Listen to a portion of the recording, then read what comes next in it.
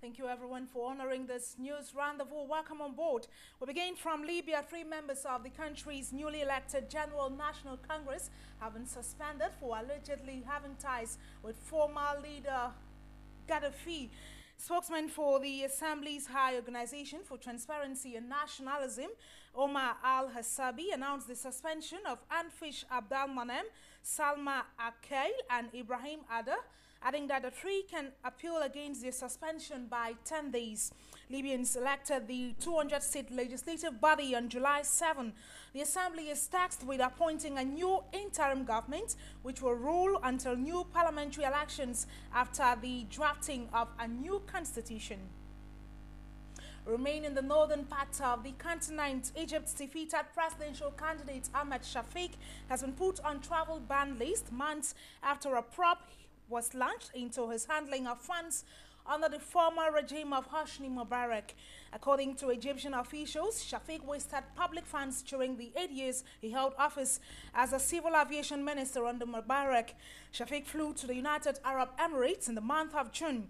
Meanwhile, Egyptian President Mohamed Morsi says his country supports the rights to peaceful use of nuclear energy by all countries in the world. Morsi made the remark in an address to the 16th summit of the non-aligned movement in Tehran today. Now, President John Dramani Mahama of Ghana will be officially nominated as the ruling National Democratic Congress's presidential candidate today in preparation for the December vote as the NDC's National Delegates Congress opens today in Kumasi. Deputy Information Minister and NDC party member Baba Jamal said the party will also officially launch its campaign for the presidential, parliamentary and local elections. But opposition groups say the ruling party has yet to offer solutions that address the economic challenges the country is facing.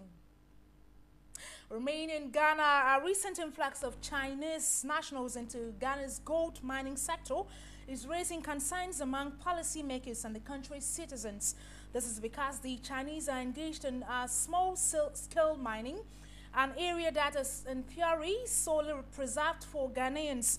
Reports say most of them are also apparently working without a permit and on some occasion extend the operations into some restricted areas, devastating the land in the process. All right, let's go to Ghana. 6 men convicted of severely beating Mali's interim president have been sentenced to 6 months in prison for the attack. A judge convicted and sentenced the man during proceedings in Bamako on Wednesday.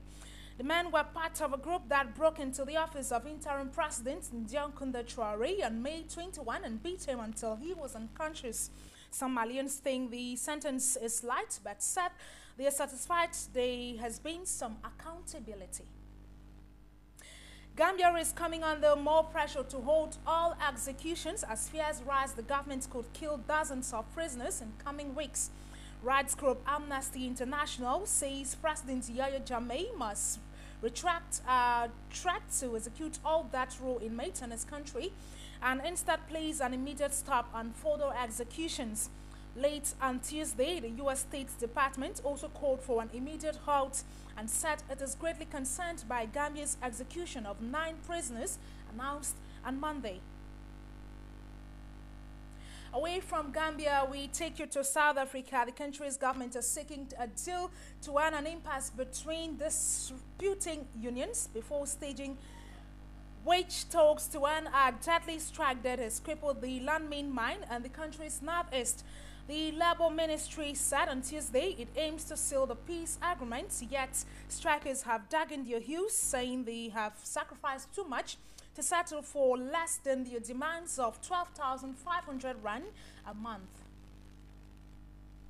Until Angola President Jose Eduardo dos Santos has asked Angolans to give him 5 more years in power to further his drive to rebuild the country after its 27-year civil war. On the final day of election campaigning, the president campaigned on his MPLA party's multi-billion-dollar drive to pour the nation's oil wealth into building roads, schools and clinics to pull the nation from the ashes of war. The Santos also stressed that he wanted everyone to feel part of the grand projects to make Angola a prosperous and democratic nation. But the main opposition party on Thursday sought talks with the president on its fears that the elections won't be free and fair. Now, Iran today lifted the curtain on a summit on non-aligned states, but the event was held under intensified UN scrutiny on Iran's nuclear program.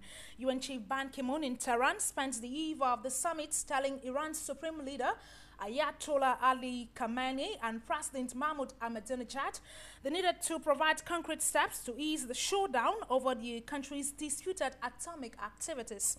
Meanwhile, the International Atomic Energy Agency has unveiled the creation of a special Iran task force to scrutinize Tehran's nuclear program. Now, Isaac was downgraded from a hurricane to a tropical storm on Wednesday, but the slow-moving storm is hovering over New Orleans, Louisiana, and the Gulf of Mexico, generating tremendous rain and high winds. The storm is teasing the city's improved levees that were breached exactly 7 years ago by Hurricane Katrina. The U.S. Army Corps of Engineers says that so far the stronger levees are withstanding the assault. New Orleans Mayor Mitch Landrieu has issued a curfew for the city. A sad situation. The Republican Paul Ryan has promised to help Mitt Romney lead America back to prosperity as he firmly accepted the party's vice presidential nomination. In a speech billed as the biggest of his political career, Ryan came out fighting, mounting an attack on Democrat policy and President Barack Obama in particular. Ryan's job on day 2 of the convention was to fire up conservatives while reaching out to independents still uncertain about the Republican team. According to pundits, he delivered on all counts, giving his opponents something to think about. Now, Queen Elizabeth II officially opened the Paralympics game in London yesterday in a ceremony of showpiece aimed at challenging perceptions about disability and celebrating the triumph of the human spirit. The 86-year-old declared the games open in a short speech on Wednesday in the traditional curtain raiser to 11 days of sporting action at an event involving over 3,000 performers after a flight passed by a disabled pilot. London 2012 Chief Sebastian Seo said he hoped the games would be a landmark for people with disability everywhere.